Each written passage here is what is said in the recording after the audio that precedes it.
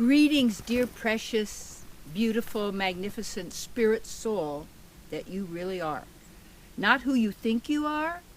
You know, my topic is what you think of you is none of your business. You know, my book, What You Think of Me Is None of My Business. Well, what I think of me is none of my business. What you're thinking of you is none of your business. And what you're thinking of your kids, what you're thinking of your mate, what you're thinking of your boss, what you're thinking of anybody, you're thinking. And so you have to look as where does the thinking come from? Because you're told what to think. You're not told how your mind really operates, because you got to have a big psychology degree, you got to be a psychiatrist. You get drugs and all these kind of things. It's really easy. See, the problem is the identity crisis. And we have this identity crisis, so we're in conflict always with ourselves because we have who we think we are, who we've been taught we are, who what other people think we are. And so everybody, what happens is, because we have this big time Achilles heel, our fall down, is wanting other people to like us. And you know, it's really deep, because if they didn't like you, you throw you out, you know, into the wilderness with the hyenas or whoever eats, you know, because wolves don't really go eat people and stuff like that. That's Disney. Anyway, this identity crisis. And it's identity crisis with everything, because what we think is a program. It's called intelligence. It's intelligence technology, IT. It's AI, artificial intelligence, because you have divine intelligence. It doesn't require the thinking, but what you do is you have such a state of knowing, you see, because it's the knowing that's been hacked. It's who you really are. And that the hacking is, as I said, that infection of this mind virus that causes us to then perceive who we are and what we call life, which is we're life, and this is the show, or however, to perceive it darkly, to perceive it through these veils of ignorance, through these layers that have been loaded onto us with every single possible subject, and it makes you subject to what you're subjected to. And then that's who we then believe we are, think we are, act like we are, and then we want to be like everybody else so that they like us, so that they don't throw us away, so we're not alone, we have a job, we don't starve to death, and blah, blah, blah, blah, blah, because you're told all the time. Because where are you told? In the mind, the thinking, you see. Isn't that beautiful here? Look at this. Wow. And since the other day, it's melted a lot. So I'm not walking out there. Last year's videos, you'll have to see. We walked all the way across. It was just so great. And then today even, it's like there's going to be more. And yes, because I want you to just breathe it in for a moment too, and me too. And get centered right where you are. And it takes a real commitment to yourself. It's because what other commitment? It isn't to myself excluding you, but when I know who I am and I'm being who I am serving you. People say you don't want to be a servant because then you're a slave. No, there's a difference. There's a difference between going to a job and doing service.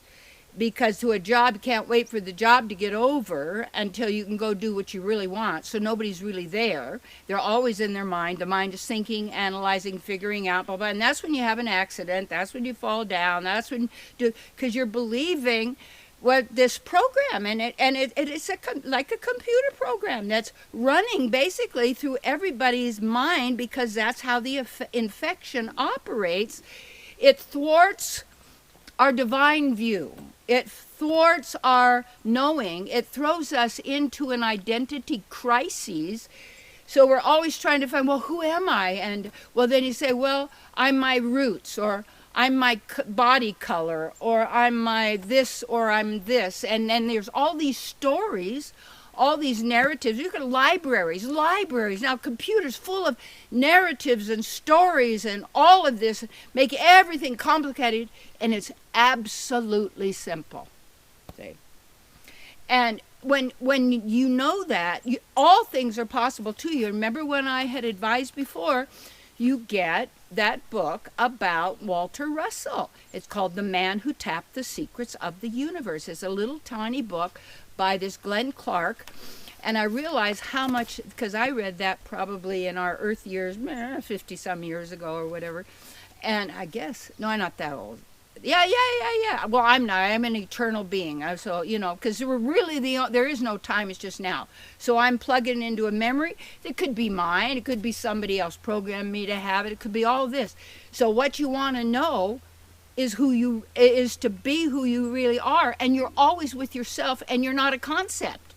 So, but we can also use words, because that's what we're using now, to when you're speaking or whenever you want to focus on something and with others, use the words that are the most empowering for you and for others, the most nourishing, the most supportive, the most enriching that you could possibly find, you see. But the problem with words is every word also has an opposite. So even when you think the word end is also going to think beginning. You see, they just go together.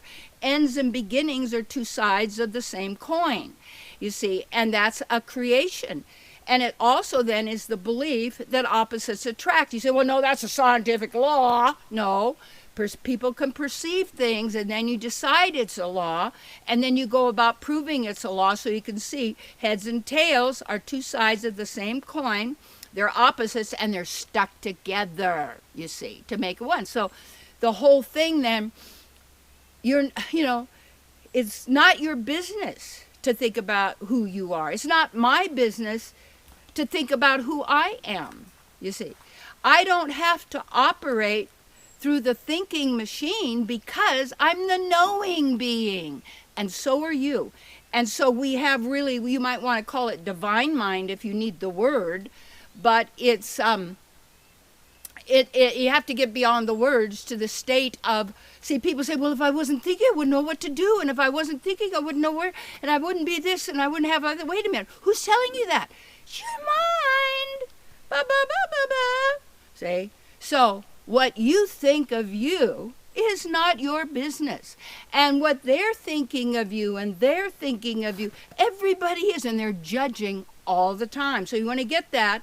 Oh, I don't want anybody to, they're all the time judging you, blah, blah, blah, blah, blah. But because they're looking in their little computer thingy of the mind is telling them about this and that, whether they like you or they dislike you, period. They like you if they think you're going to guarantee their future happiness, but they don't like you if they think that you're going to create trouble for them.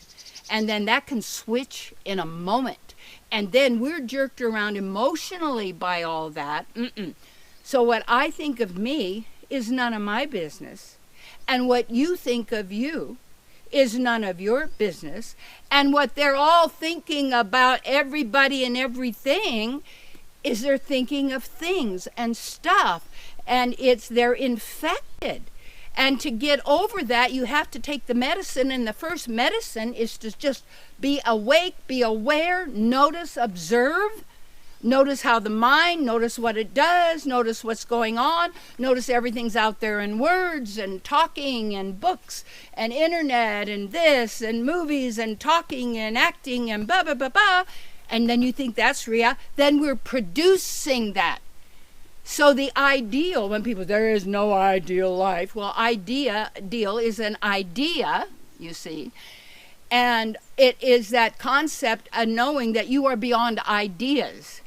But if you're going to use words and an idea, get the idea and the concept, you see, of the absolute truth that you are, that I am, that we are, and that when you acknowledge and recognize then who you are, and you are being who you are in every moment, and you get how they're all thinking, analyzing, figuring, judging,